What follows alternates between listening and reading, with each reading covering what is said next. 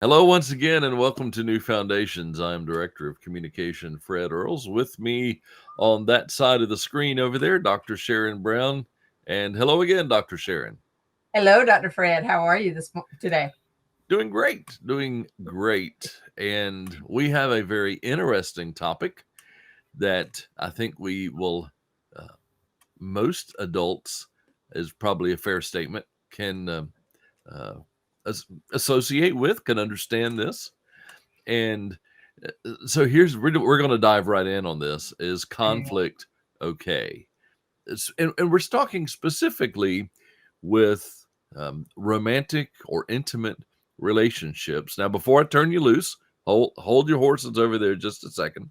Let me just remind our friends that New Foundations is located in South Georgia, and we are a nonprofit located in Bainbridge, and it is our goal to help those who need a hand up, not necessarily a hand out, but maybe you find yourself in a position, you yourself or you and your family, or you in a particular relationship like we're going to talk about today, where you need some help. You don't know where to go, you don't know the next step. And that's where we come in. We are counselors, not myself. I'm director of communication, but Dr. Sharon is the CEO of the nonprofit, as well as a psychologist and licensed counselor. And we have other counselors on staff as well. And so we want to take a few minutes today to talk about this relationship particular. And so here's the question. I'm getting ready to turn you loose. Okay. Is conflict okay? Yes. Conflict is good for relationships, actually. It helps us to grow, it helps us to learn about one another. Um, Conflict in intimate relationships is inevitable, I think. So when we talk about relationships, first let me define that just a little bit, and that is intimate relationships, your spouse, your partner, kind of the person that you live with. So Okay. that's what we're talking about here, not specifically with friendships and coworkers and stuff like that. So we want to kind of clarify that and just have that as a premise of what we're talking about today. Conflict in those relationships, though, is what I'm talking about being pretty much inevitable. When you live with somebody day in and day out, um, there are going to be things that come up that you don't agree with. So we need to work on being able to handle that conflict. We need to learn how to communicate through that conflict. We don't want to avoid conflict. Um, my experiences have been when people avoid conflict because we don't like conflict. There's so many of us out here that don't like to deal with conflict. We want to just okay, just pretend like it didn't happen. But what happens when we do that is that we withdraw. Well, something has happened. This person is upset with me, or maybe I disagree with this person. They've said something that's hurt my feelings, so I withdraw a little bit. And if we're in these intimate relationships, these relationships that are supposed to be a priority in our life, when we withdraw from that relationship, it doesn't mean that when that conflict is over or when that person is no longer upset with us, that that relationship is going to be back where it is. Oh, Well, yes. yeah, because what happens is when we have withdrawn a little bit because we know if I do this, this person gets upset with me. So I withdraw. I don't do that. I try not to do that anymore. But now moving forward, there's kind of, I like to use the analogy of a wedge between the two. And so that wedge doesn't just miraculously come out. You have to Right. do something to make sure that you're taking that wedge out, that space out of that relationship. So Yeah. you The need to have. daggers that are thrown, uh, Mhm. they're there. They're there. And the next time we get into a conflict, we remember because we've Exactly. experienced the hurt from the words. Words do hurt, and Right. so it's easier to go back than it is really to go forward. And we always go back to the last time you threw a dagger at me, or used a Right. harsh word, or said something that hurt me. Right. It's going to Right. come up again, and so you are correct. The relationship, it's like a speed bump, but it's not easy to get over that speed bump, especially the next time we have conflict. That's correct. That's correct. And that's why, I've heard so many couples say, well, you're still talking about what happened X amount of years ago or whatever, Right. because that wedge is still there. That memory doesn't just, the saying, forgive and forget. We don't forget. And Yeah, that's that's what true. a lot of people misunderstand is we don't forget. We can forgive, but that memory is still there. What we have to do is work on that hurt, that memory, and communicate that with our partner or the person who has hurt us so that we can move on from that. This really hurt me. And so, having that other person understand that we were hurt by that. And then, so that hopefully that person won't continue to do that. And so, we have to work on building that trust back as well. That's part of taking that wedge out is building that trust back in Okay, that relationship. let me ask you a pointed question. Okay. So when people think of conflict, really we think of it as a negative connotation. Right.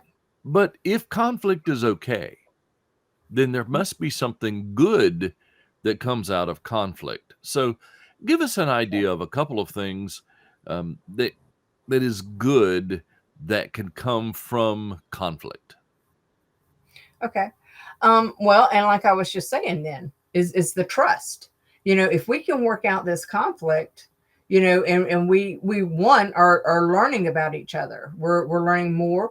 We if we can talk about this conflict, this whatever this is that we disagree on, and we understand each other's stance or opinion, that gives each other a better understanding of one another. So there's a better ability to have vulnerability with one another. There's better understanding with one another. There's better trust with one another. And so that relationship actually grows stronger and stronger to where, hopefully the conflict would reduce over the years that the two people are together if they are addressing the conflict. Right. But again, if I'm not going to be vulnerable with someone if I don't trust that they're going to take what I have to say and not use it against me. Yes, that's Not correct. to So, if I feel like that I can't be open and honest and vulnerable and truthful, because they're going to say something that, they'll invalidate my whatever I'm saying. And if they invalidate me, then I can't trust you with what I'm feeling, what I'm thinking, what I'm saying to you. Okay. So I will shut down. Um, Okay. I think we Good. need to point out here that as a relationship matures, the the things in air quotes there, if I may, that cause conflict differ. For example, if we're young, we may differ over the color of paint. If we're older, now, if we're young, we also may differ with things like money as well. Right. That's probably a big piece of conflict.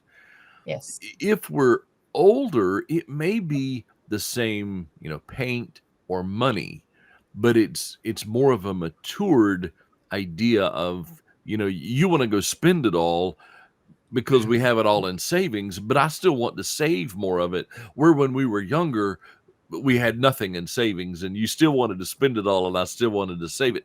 So it could be the same thing, but years kind of change our viewpoints and a lot of this comes from experience. And so the older we get, the more mature a relationship is. We still have conflicts because we're still learning, but Yes. the subject of our conflicts will kind of change or evolve over time. Is that fair? I think so. I mean, of course, as we age and mature, the way that we think changes and Okay. matures. Um, you know, we begin. I think that's why grandparents make such good people. Because we learn that some of these little things are not as important in the grand scheme of things. So Yeah, true. the color of paint that we're going to paint a room is not that important any longer. Right. If this is what color is going to make you happy, then by all means paint it, that room that color. you Okay. know um, and hopefully by the time you're older and more mature, you know, you have a better understanding of, we have this money in the bank in savings and it's there for a reason and we need to keep it there, versus when you are younger and you're building a home, you're building a life, you're building, you know, the things that you want, that we spend money on. So it's a little bit more difficult to kind of come to that agreement, you know, there with that. I think money is a big source of conflict for younger couples, some older couples as well, but especially the younger couples who are learning how to manage that money. So I think it's a really good idea to have that communication between the couple, and how they plan to resolve, you know, that conflict. You know, that I think is something that's very important, just to sit down and have some kind of agreement somewhere along the lines. You know, I've heard people say, well, you know, I'm on a, you know, she puts me on a spending budget, or, you know, she gives me an allowance. And, you know, I don't think that that's necessarily bad, but I think it's up to the couple on how they want to kind of do that. Okay. Again, it's a matter of how do we communicate that. So I guess to kind of sum that up, Dr. Fred, is what I'm thinking is, you know, I believe that we should continue to have these conversations about communication. In my younger years, you know, when I would have conflict or whatever with my spouse, you know, there was a lot of thought process of, oh, money is the biggest, you know, issue in a marriage. In my more older and mature years, communication is hands down the number one reason for issues in marriages or in relationships. It is the inability to communicate effectively with one another. So anytime that I am working with couples in counseling, that's what we're talking about. It's not about money. It's not about this. It's about the communication. You know, people say, well, you know, if she, you know, cheats on me, then our marriage is over. Well, let's look at why she would even consider cheating. Right. You know, I know that's probably a huge issue, you know, in relationships and the reason for divorce. But my guess is there was some lack of communication prior to someone stepping outside of the marriage or outside of the relationship. Yes. So, again, I think, you know, I want us to continue to have some of these talks on that communication and how we can talk with one another in ways that we understand. Some years ago, probably before many of our viewers were even born, there was a book that came out. I think it's Men Are From Mars, Women Are From Venus, or vice versa, or whatever. And the idea behind that book is that we are different creatures, basically. You know, that, you know, if you're in a relationship with the opposite sex, you know, you're experiencing some of these issues with not understanding that opposite sex. You know, women don't understand men, and men don't understand women, and men say women are so complex, and women are like, we just don't understand why he's this way. Right. And so basically is all we need to do, or I don't want to say all we need to do, but what we need to work on there is learn how to communicate with each other. I tell my couples, I'm like, we speak different languages. Men and women speak different languages, if you will. We're using the same words. We sound the same, but there's different meanings most of the time behind those words that we're saying, and the intent is behind that. Okay. So let me ask you this. So growing up, my mom always told me, you never go to bed angry. Okay.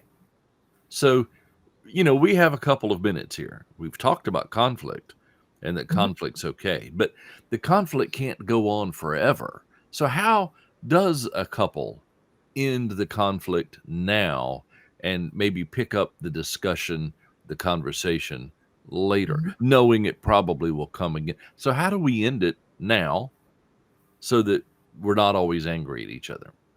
Right.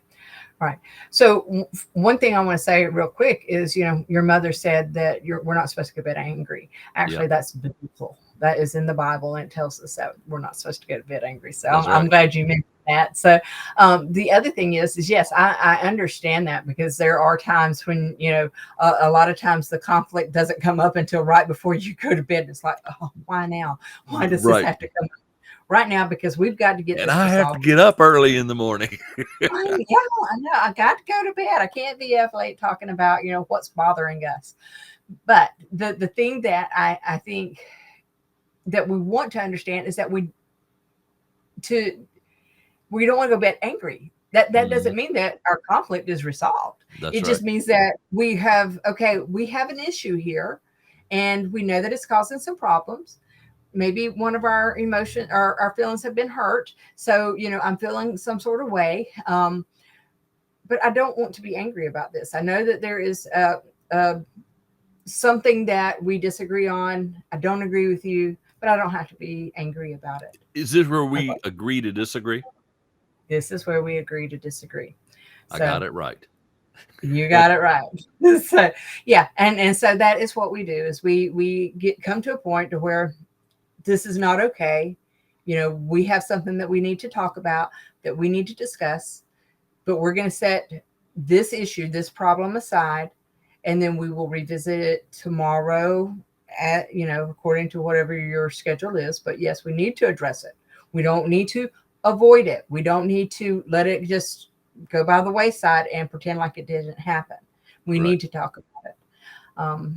I think, I guess as a realist, I understand that there will be some things that do come up that you kind of need to have some kind of understanding before you go to bed. I mean, Right. because if somebody's feelings are extremely hurt, it's hard to put that aside and not be angry or upset before bedtime. So let me say what I want to say. This is the reason I'm hurt. This is the reason I am angry. This is the reason I feel this way. And then you allow your partner to say, I understand. This is the reason I did this, or I said this, or the reason I feel this way. And we understand how I feel. You understand how I feel. I understand how you feel. And then, we'll figure out how to resolve it tomorrow. But And this this is our may be where the point in the relationship where they need an outside help. They need some outside help. They need a third party, a mediator, a counselor, someone who can sit down and just listen to both sides, help them come to an agreement, work out some differences. But many times, especially when we are young, we do not realize that we grow through conflict, but we don't know how to understand or manage the conflict that inevitably will come up in a relationship. right, right. And that is true. And so that's why we're here. This is why we're talking about this today, is because there are a lot of like I said, we're getting up in that mature age, but there's a lot of younger couples that do need help with communicating, and that's what we're here for. That's why we're talking about this. So, like I said, I think we're going to continue to have some of these conversations. We talked about maybe doing a segment on fair fighting rules. Um, Ways to say certain things, different phrases that we can use and not use, that would help in our communication. I think, one of the things that I do kind of want to leave today's segment with is being able to use those positive things that our partner needs to hear. So, one of the things, we've talked about conflict, but just in relationships in general, is to help our partner understand that we do appreciate them, that we do like being with them, we do want to have fun with them, we love them, and being able to say those things. We sometimes feel like that our partner should know these things, but it helps to be able to hear that. That's right. That's one of the things that I try to make sure that I do, is as I tell my husband how much I appreciate the things that he does for me, for our home, for our our business, for our animals, our kids, I guess, if you will. Yeah. And so just making sure that he knows that's extremely important. You have a behavior that you want to continue, is you let your spouse know that hey, I noticed that you did this. I appreciate it. I like that. And thank you. So And that's just the little Some things real quick tidbits. That's it. go a long way. That's it. The little things go a long way. So they Dr. sure do. Sharon, it's fun, and I'm looking forward to part number 2. Fair fighting rules. I think that's what we'll do next. So Okay. yeah. So we are New Foundations. Again, we are in Bainbridge, Georgia, and we're here to help in relationships or without relationships. If you need someone to sit with you and counsel with you, we are licensed counselors. Dr. Sharon is, and I am not. I am the director of communication with New Foundations here in Bainbridge. So, Dr. Sharon, great to talk to you again. Dr. Fred, you said even those who are not in relationships, and so there's a lot of people out there that are not in relationships, that want to be in relationships, may not want to be in relationships, but we can help with that as well. I know that there's a lot of things that we deal with are what has affected our relationships in general. So that I do discuss that a lot. So awesome. Keep following us for stuff like that. We can definitely talk about that one as well. So hey, and we're online at newfoundationsinc.com. Dr. Sharon has her own website at drsharonbrown.com, just like you see it on the screen there. And we'll have the information for our phone number and our email below. So please reach out. We would love to help you if we can. And the only way to know is for you to take that first step and just make contact and let's talk. Let's communicate to see how we can help you in the future. Again, Dr. Sharon, we'll see you next time. Bye. Bye-bye. And thank you so much. And you have a good day. Bye-bye.